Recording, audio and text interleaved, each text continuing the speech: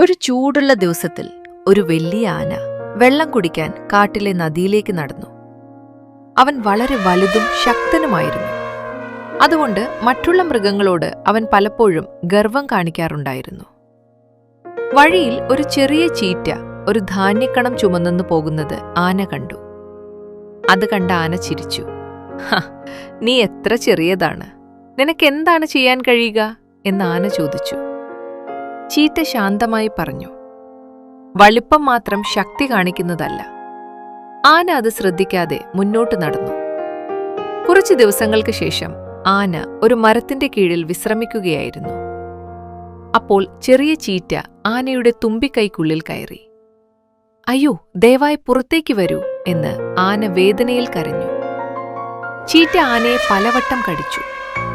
വേദന സഹിക്കാനാകാതെ ആന നിലത്തു മറഞ്ഞു. അവസാനം ആന പറഞ്ഞു, ദയവായി എന്നെ ക്ഷമിക്കൂ, ഇനി ഞാൻ ചെറിയ ജീവികളെ പരിഹസിക്കില്ല.